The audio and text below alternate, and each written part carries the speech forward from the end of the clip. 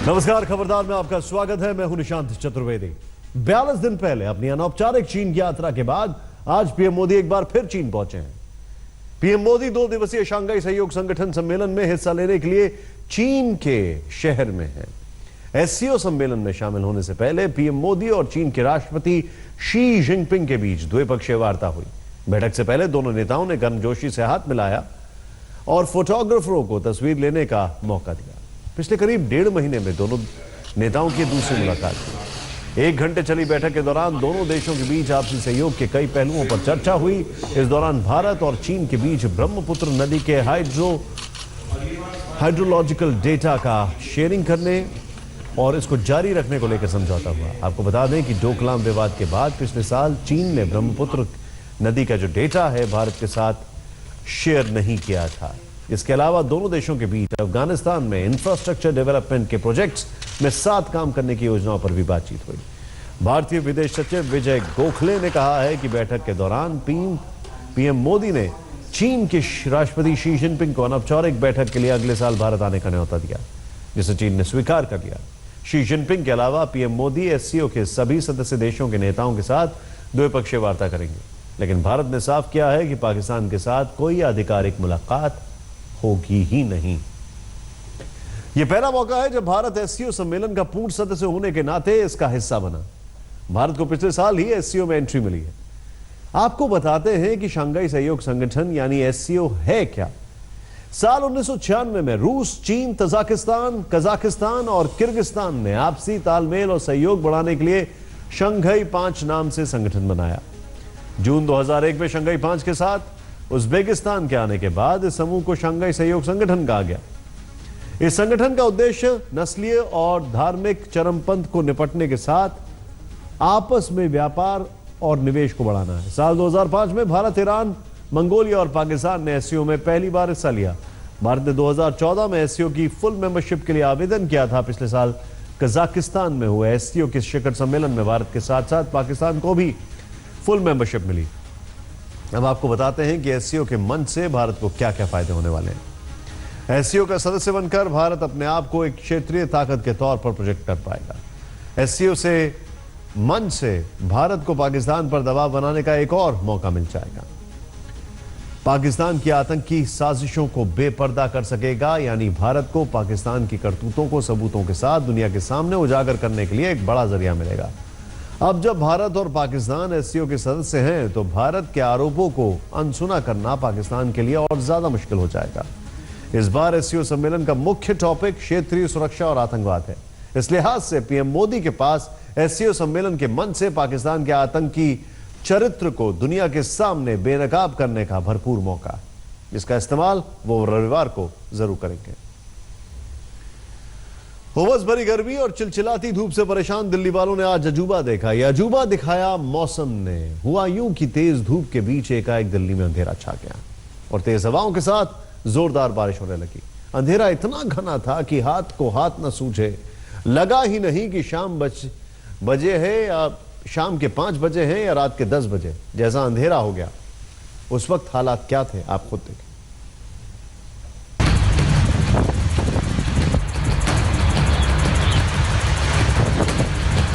आप देख सकते हैं कि हर तरफ एकदम काला काला समा हो चुका, बादल घिर आए हैं।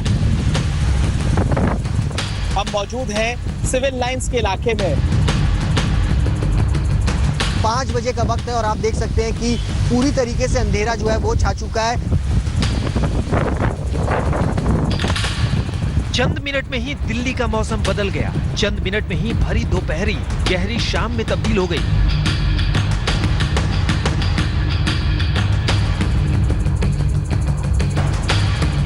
बेहिसाब गर्मी से तड़प रही दिल्ली में 70 किलोमीटर प्रति घंटे की रफ्तार से हवाएं चलने लगी।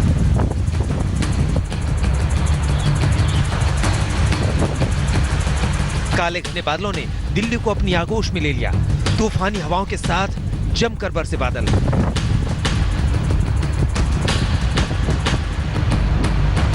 आंधी और तूफान ने एक बार फिर राजधानी दिल्ली और एनसीआर को पूरी तरह से अपने आगोश में ले लिया है। इस वक्त मौजूद है राजपथ के आसपास का नज़ारा। आप देखेंगे किस तरीके से तेज आंधी और तूफान ने पूरी तरीके से राजधानी दिल्ली को आगोश में ले लिया है। 5 बजे का वक्त है और आप देख सकते हैं कि पूरी तरीके से अंधेरा जो है वो छा चुका है। तकरीबन 70 से 80 किलोमीटर प्रति घंटे के हिसाब से जो है वो तेज हवाएं और आंधी जो है वो चल रही है।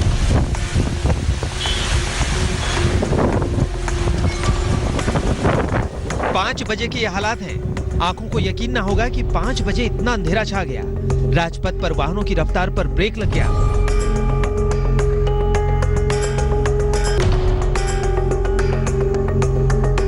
नॉर्थ ब्लॉक और साउथ ब्लॉक की ये लाइटें अमूमन 7 बजे की बाद जलती हैं, मगर मौसम ने ऐसी पलटी मारी कि अंधेरा ऐसा हुआ कि ये लाइटें शाम 5 बजे जलानी पड़ गई।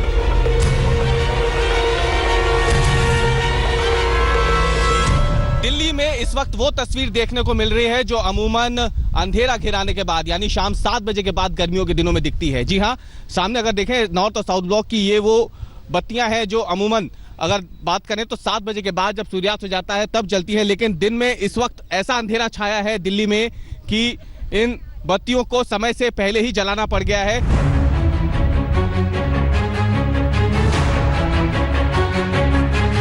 शाम ढलने के बाद इंडिया गेट पर सैलानियों की भीड़ लगती है, मगर आज इंडिया गेट पर तेज हवाओं का कब्जा था और थी शाम 5 बजे घिराई रात के साथ तेज बारिश।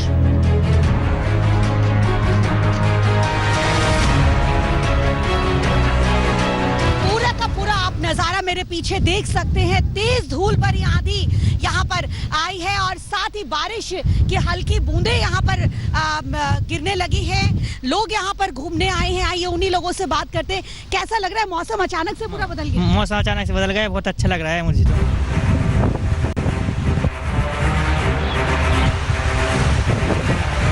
ऐसे ही हालात पूरी दिल्ली के थे। सिविल लाइंस इलाके में तो हवाओं का ऐसा जोर था मानो दरख्तों को जड़ से उखाड़ ले जाएंगी हवाएं।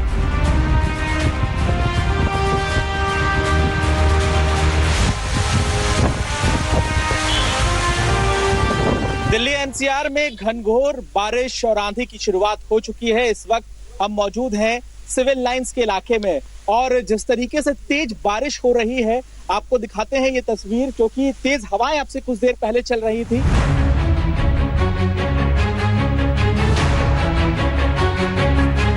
अब रोहिणी का इलाका देखिए, यहाँ भी तेज हवाओं ने कुछ पल के लिए लोगों को दहशत से भर दिया।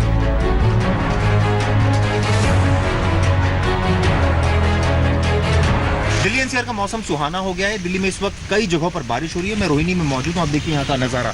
मैं एक पार्क में मौजूद हूँ और आप मौसम देखिए, यहाँ झमाझम बारिश हो रही है और कहीं ना कहीं ठंडी हवाएं चल रही है। मौसम सुहाना हो गया है, बिजली भी कड़क रही है। दरअसल मौसम विभाग ने प्रेडिक्ट किया था कि 9 से 12 जून तक इसी तरह का मौसम रहेगा।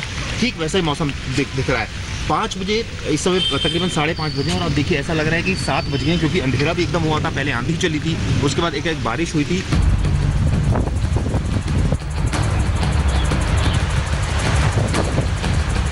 जैसे हालात दिल्ली के थे बिल्कुल वैसे ही हालात पूरे एनसीआर के थे। नोएडा की तस्वीरें देखिए।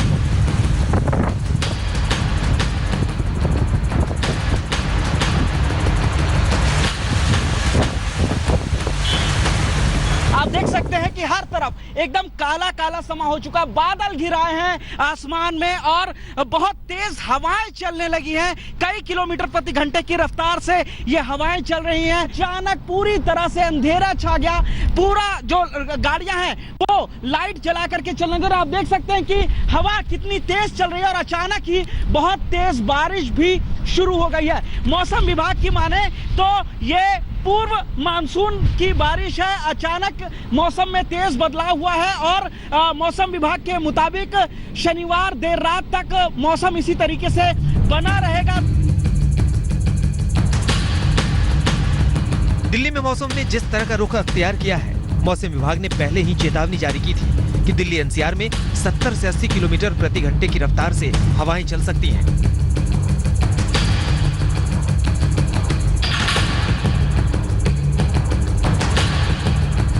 जिस वक्त तेज रफ्तार हवाओं के साथ बारिश हुई उस वक्त दिल्ली एनसीआर के ज्यादातर इलाकों में बत्ती गुल हो गई। सड़क पर वाहनों की रफ्तार थम गई। मौसम विभाग की माने तो तेज हवाएं और बेहिसाब बरसात का खौफ अभी भी दिल्ली पर बना हुआ है। आज तक ब्यूरो। इधर दिल्ली एनसीआर में मौसम ने टेढ़ी चाल चली है और उधर मुंबई में परेशानी बनकर बरसा है पानी। मुंबई में इतनी बरसात हुई कि ज्यादातर इलाके जलमग्न हो गए। मानसून की दस्तक से ही एक बार फिर बीएमसी की तैयारियों के दावे धुल गए।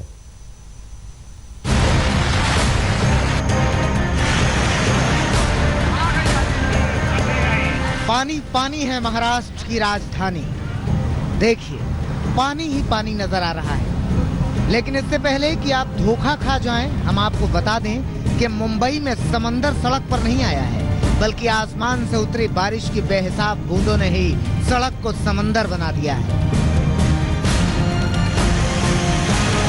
कितने इलाकों का जिक्र करें, हर मोहल्ला घुटनों तक डूबा हुआ है। हिंद माता, मरीन ड्राइव, बांद्रा, सायन सब पानी में डूबे हैं। सड़क पर पानी, अंडरपास में पानी, फ्लाईओवर के नीचे पानी, गली में पानी, मैदान में पानी, स्टेशन के पास पानी, एयरपोर्ट जाने वाली सड़क पर पानी। मुंबई ने आज बारिश ने दस्तक दी है और इस वक्त मैं कोई नदी या तालाब में नहीं खड़ा हूँ। मैं इस वक्त मुंबई के साइन इलाके में खड़ा हूँ, जहाँ पर आप देख सकते हैं किस तरीके से ये जल भराव हो चुका है। पहली ही बारिश और मुंबई में सारे दावों की पोल खुल गई है। यहाँ पर हम मौजूद है सायन में और आप देख सकेंगे कि किस तरीके से यहाँ पर पानी भर चुका है। बच्चे यहाँ पर खेल रहे हैं। ये पूरा का पूरा रास्ता जो है इसे पूरी तरीके से बंद कर दिया है। यहाँ पर कुछ बीएमसी के लोग भी मौजूद है जो सुबह से काम कर रहे हैं कि ये पानी को यहाँ से निकाला जा सके। हर साल की तरह सबसे बुरा हाल हिंद माता का है, जहाँ अब की बार भी बारिश से पहले मुकाबले में ही बीएमसी की सारी तैयारियों की हवा निकल गई। मुंबई में ऑफिशियली मानसून ने दस्तक दे दी है और साथ ही उसके साथ आप देख सकते हैं जल भराव शुरू हो चुका है हिंद माता के मुंबई इलाके में। इस वक्त हम लोग खड़े हैं, आप देख सकते हैं लोग यहाँ गली से निकल कर आ रहे हैं, तो कितना पानी इस वक्त आपको देखने को मिल रहा है। यहाँ पर ट्रैफिक रोक दी गई है। आप दूसरी तरफ से देखेंगे जो बस गुजर रही है वो बस के हाइट से भी आप अंदाज़ा लगा सकते हैं कि कितना पानी भरा हुआ है। यहाँ पर इस वक्त मेन रोड था ये ब्रिज के नीचे का, जो फिलहाल ट्रैफिक के लिए बंद कर ट्रैफिक दूसरी तरफ से डाइवर्ट की गई है।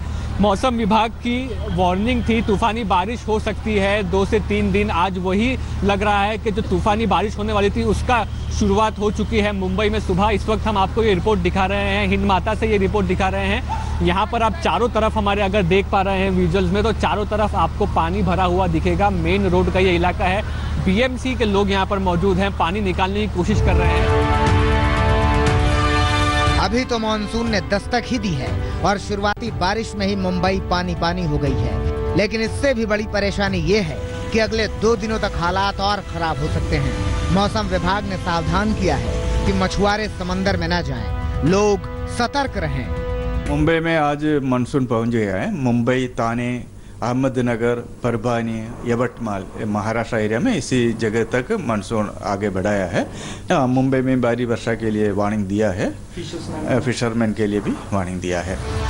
बीएमसी ने मानसून की बारिश से निपटने का दावा तो बहुत किया था, लेकिन 100% सफलता हाथ नहीं लगी है। हालांकि पिछले साल के मुकाबले इस बार की स्थिति थोड़ी अच्छी है, लेकिन अगले 2 दिन तक सावधानी की जरूरत है। विद्या, मयूरेश और सौरभ वक्तानिया के साथ मुस्तफा शेख, मुंबई, आज तक। चलिए, मछुआरे तो समंदर में ना जाएंगे, लेकिन मुंबई की सड़कें अगर समंदर बन गई तो क्या करेंगे। खैर, गोलियों की गूंज से दिल्ली का छतरपुर इलाका आज गूंज उठा।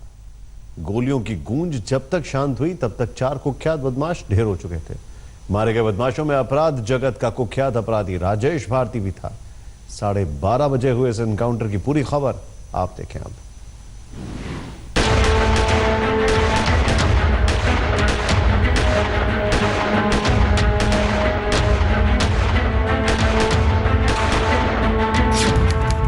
वक्त दोपहर करीब 12:30 बजे। जगह जानन हुला गांव, छतरपुर, दिल्ली।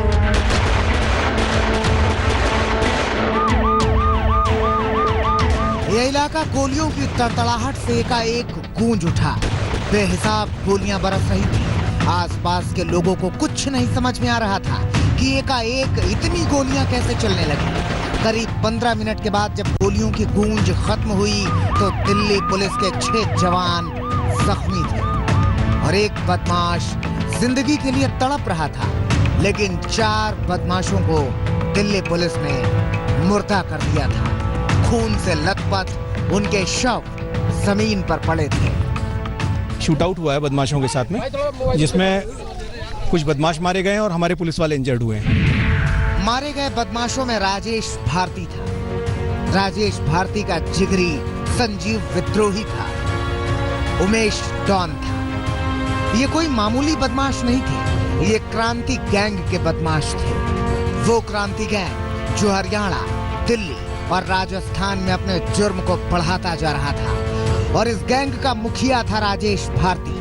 वो राजेश भारती जो हरियाणा पुलिस की कस्टडी से भागा था और जिस पर 1 लाख रुपए का इनाम था। अभी हमारे पास में जो इंटीमेशन है कि 4 लोग मरे हैं और हमारे करीबन 8 पुलिस वाले जख्मी हैं, जिसमें 6 को बुलेट इंजरीज हैं। सर कितने सीरियस हैं पुलिस? अब वो बाकी बात में प्लीज।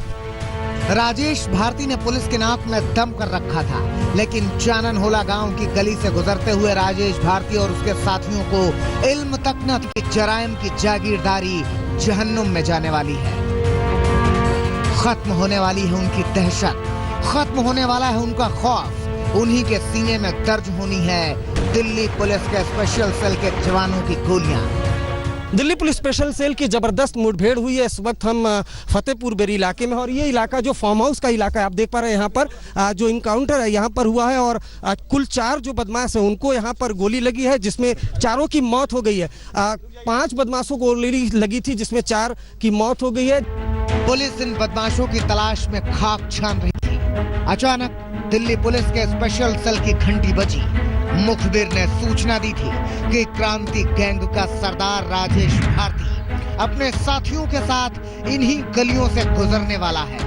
सब कुछ प्लान के हिसाब से शुरू किया गया और प्लान जब खत्म हुआ तो पुलिस की गोलियों से छलनी पड़े थे बदमाशों के शव। राजेश भारती अपने आप को अंडरवर्ल्ड का आका समझ रहा था। उसे लगता था कि हरियाणा, दिल्ली और राजस्थान में उससे बड़ा बदमाश अब कोई नहीं। इसीलिए वो अपराध को फिल्मी रंग में रंगने की कोशिश करता था। राजेश भारती ने अपने गैंग का नाम रखा था क्रांति और वारदात को अंजाम देने के बाद वहां ये अपना निशान छोड़कर जाता था। निशान छोड़ने के पीछे मकसद था पुलिस को चुनौती देना, पुलिस को ये बताना कि कैसे वो असहाय हैं। वो पुलिस को बताना चाहता था कि पुलिस उसके सामने शून्य है। वो जब चाहे, जिसे चाहे अपना निशाना बना सकता है। राजेश भारती के ऊपर हत्या का प्रयास, रंगदारी मांगना, लूट, आर्म्स एक्ट समेत कई मुकदमे दर्ज हैं। बस यूं समझिए कि कानून की किताब में शायद ही कोई ऐसी आपराधिक धारा बची हो जिसका आरोपी राजेश भारती न रहा हो। लेकिन कहते हैं ना कि कानून के हाथ जितने लंबे होते हैं, अपराध के पैर उतने ही छोटे।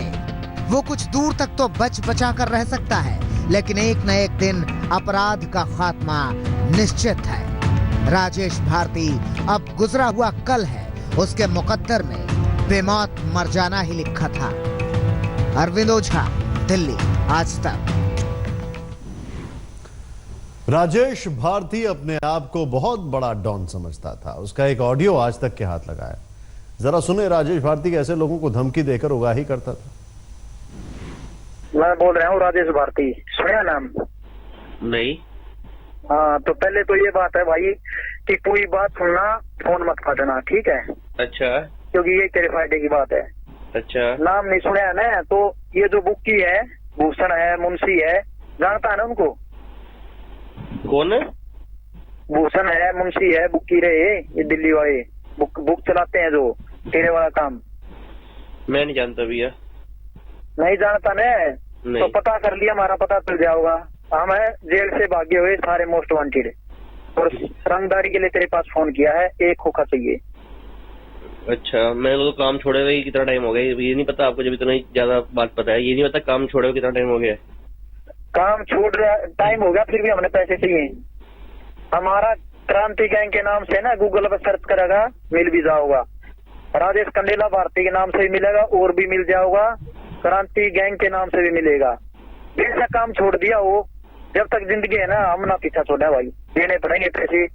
ठीक है, और कहीं पता कर लिया, जिसके पास कॉल करिए आज तक किसी ने मना करने की हिम्मत नहीं करी। अगर कोई कर देगा तो मरेगा, इंडिया में भी और इंडिया से बाहर जाओगा तो वहां भी मरवा देंगे। तू जानता नहीं, दुबई में बैठा शकील तक हमारे तो बात करने के चक्कर में रहे है, तू हमने जानता नहीं।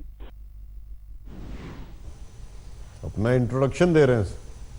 खैर, इस बात में कोई दो राय नहीं कि पाकिस्तान एक आतंक परस्त देश है, जहां की सरकार में आतंकवादियों का आका पॉलिसी मेकर की भूमिका निभाते हैं। लेकिन अब वो वक्त दूर नहीं जब पाकिस्तान में आतंकवादियों की अपनी सरकार होगी, क्योंकि तमाम देसी विदेशी अड़ंगों के बावजूद पाकिस्तान की सियासत में हाफिज सईद की एंट्री का रास्ता साफ होता दिख रहा है। खबरदार में अब हम 26/11 मुंबई अटैक के मास्टरमाइंड आतंकवादी हाफिज सईद की एंट्री प्लान को डिकोड करेंगे। हम आपको बताएंगे कि कैसे आतंकवादी हाफिज सईद ने अपनी सियासी पार्टी को मान्यता न मिलने के बावजूद अपने गुर्गों को चुनाव लड़ाने की तिकड़म बिठाई है। लेकिन पहले आपको हाफिज सईद की हुकूमत वाली हसरतों का बैकग्राउंड बता देते हैं। हाफिज सईद के गुर्गों ने अगस्त 2017 में मिल्ली मुस्लिम लीग यानी MML के नाम से अपनी सियासी दल का ऐलान किया।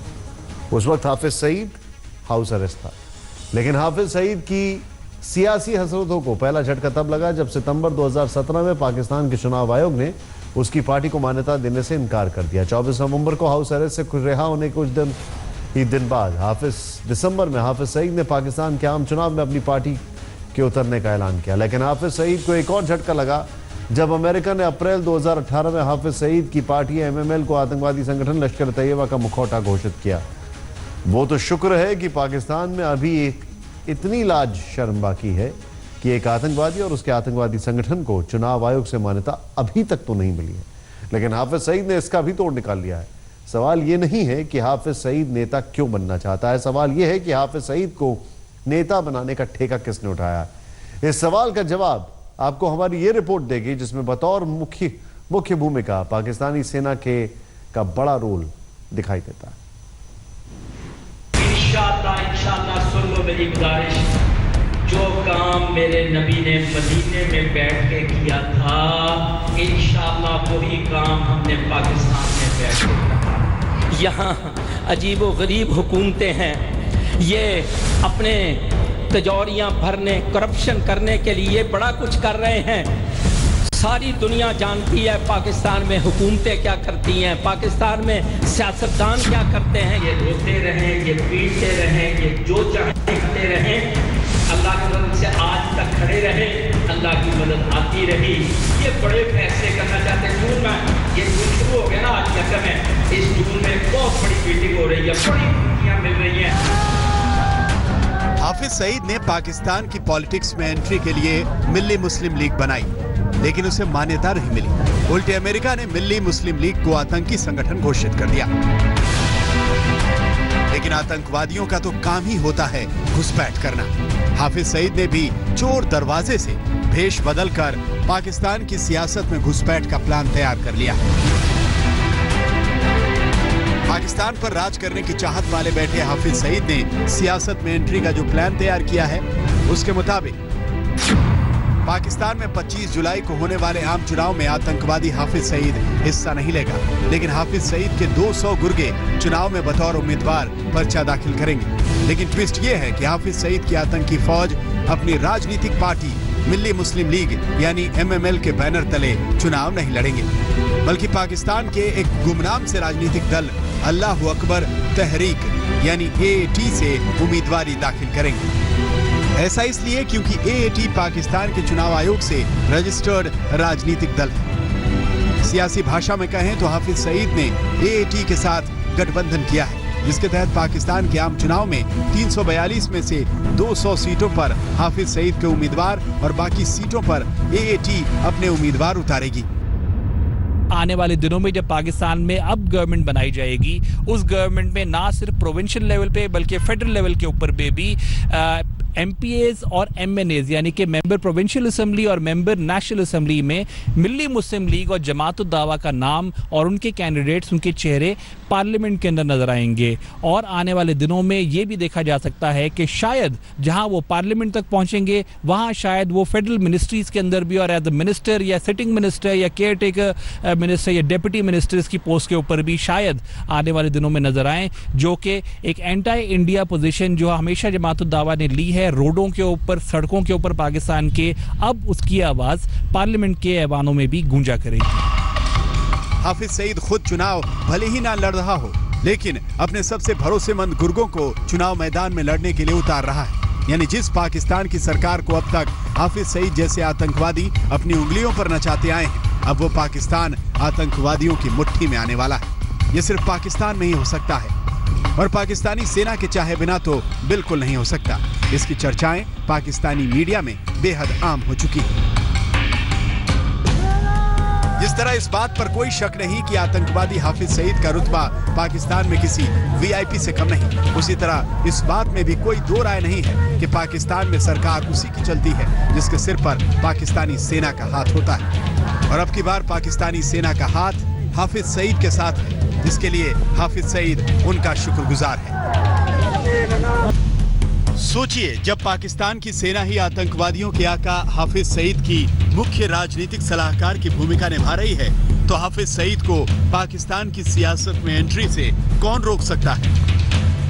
I would say backed by ISI and the Pakistan Army, and they are bringing Hafiz Saeed into the mainstream. They wanted to make him a hero because Hafiz Saeed, at the time he was he was released from the house arrest. His main point was anti-Kashmir slogans. His main issue was Kashmir issue. So this is only to bring him into the general population so that he becomes popular in the public. Pakistan में आम लोगों की फूटी किस्मत देखिए कि अगली बार चुनाव में उनके पास दो ही ऑप्शन होंगे। पहला, आतंकवादियों को पालने पोसने वाली सरकार को चुनना, और दूसरा, पाकिस्तान को हाफिज सईद जैसे टॉप लेवल के आतंकियों के हवाले कर देना। अब देखना है कि पाकिस्तान के वोटर किसे चुनते हैं। इस्लामाबाद में हमजा आमिर के साथ आज तक ब्यूरो। दुनिया का पहला देश होगा जहां पर आर्मी और आतंकवादी एक साथ रहते हैं। खैर, आपको याद होगा जब हाफिज सईद ने अपनी सियासी पार्टी का ऐलान किया था तो पाकिस्तान के पूर्व तानाशाह राष्ट्रपति परवेज मुशर्रफ उसके स्टार प्रचारक की भूमिका में उतर आए थे। आतंकवादियों से पाकिस्तानी सेना का प्यार और लगाव भी किसी से छिपा नहीं है। हाफिज सईद को नेता बनाने में जुटी पाकिस्तानी सेना के प्लान को पिछले साल दिसंबर में अमेरिकी अखबार द वॉशिंगटन पोस्ट में छपी रिपोर्ट ने डिकोड किया था। उससे जो बातें निकल कर आई उनके मुताबिक पाकिस्तान की मिलिट्री आतंकवादियों और कट्टरपंथी संगठनों को मजबूत करने में जुटी ताकि वो सिस्टम में अपना प्रभाव बना रखे। हाफिज सईद को 10 महीने की नजरबंदी के बाद रिहा करवाने और उसे रैलियां करने की आज़ादी देने में पाकिस्तान की मिलिट्री का हाथ रहा। पिछले साल नवंबर में इस्लामाबाद को करीब 20 दिन तक बंधक बनाने वाले कट्टरपंथी संगठन के पीछे भी पाकिस्तानी मिलिट्री का हाथ रहा। आतंकवादियों और कट्टरपंथी संगठनों की मदद से पाकिस्तान की मिलिट्री की नजरें 2018 के आम चुनाव पर भी हैं, और जिसमें पाकिस्तान की मिलिट्री एक तरह से उसके सामने सरेंडर कर देने वाली एक कमजोर सरकार चाहती है जिसमें वो मन माने फैसले कर सके। इससे सिर्फ एक ही बात जाहिर होती है कि वो ये कि हाफिज सईद और उसके जैसे आतंकवादियों के साथ साथ पाकिस्तान के कट्टरपंथी संगठनों को बढ़ावा देकर पाकिस्तान की सेना अपने राजनीतिक मकसद को पूरा करना चाहती है। चर्चा तो यह भी है कि हाफिज सईद को गठबंधन करने का आइडिया भी पाकिस्तान की सेना नहीं दिया। जब से आतंकवादी हाफिज सईद को सियासत के कीड़े ने काटा है, तभी से हाफिज सईद के प्रतिद्वंदियों ने आतंकवाद की दुनिया में अपनी जड़ें फैलाना तेज कर दी। इसी कड़ी में जैश ए मोहम्मद के आतंकी सरगना मसूद अजहर ने एक ऑडियो टेप जारी किया है जिसमें उसने महिला जिहादियों की फौज तैयार करने की मंशा जाहिर की है, जिसका प्रसारण हम। एक वक्त था जब हाफिज सईद के सिर पर 24 घंटे भारत के खिलाफ आतंकी साजिश रचने का भूत सवार रहता था, लेकिन अब हाफिज सईद के सिर पर पाकिस्तान की सियासत में पैर जमाने की खुमारी छाई हुई है। लेकिन आतंकवाद की दुनिया में उसकी जगह को भरने के लिए अब कई आतंकवादी सामने आने लगे हैं, जैसे कि मसूद अजहर, जो जम्मू कश्मीर में आतंकी वारदातों को अंजाम देने वाले संगठन जैश ए मोहम्मद का संस्थापक है। मसूद अजहर ने अब महिलाओं को मोहरा बनाने की कोशिश की। कैसे, आप खुद देखें। जब हुजूर अक़दस सल्लल्लाहु अलैहि वसल्लम ने ग़ज़वा तबूक के मौके पर मुसलमानों को जिहाद पर माल लगाने की तरगीब दी तो औरतें भी अपनी ताकत और हिम्मत के मुताबिक जिहाद में निकलने वालों की मदद कर रही थीं। हज़रत आयशा रज़ी अल्लाह अन्हा फरमाती हैं कि हज़रत ज़ैनब उम्मुल मुमिनीन रज़ी अल्लाह अन्हा सूत काता करती थीं और हुजूर सल्लल्लाहु अलैहि वसल्लम के लश्करों को दे दिया करती। वो लोग इस सूत से कपड़े वगैरह सिया करते और अपने सफ़र में दूसरे कामों में लाते।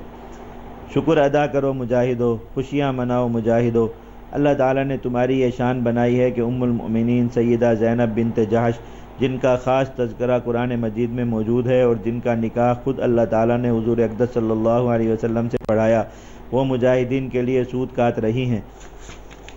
हमें भी मुखलिस मुजाहिद बनाए और हमें भी जिहाद और मुजाहिदीन पर दिल खोलकर माल लगाने की तौफ़ीक अता फरमाए। मुसलमान औरतें अपनी हुदूद में रहते हुए जिहाद में भरपूर हिस्सा ले सकती हैं।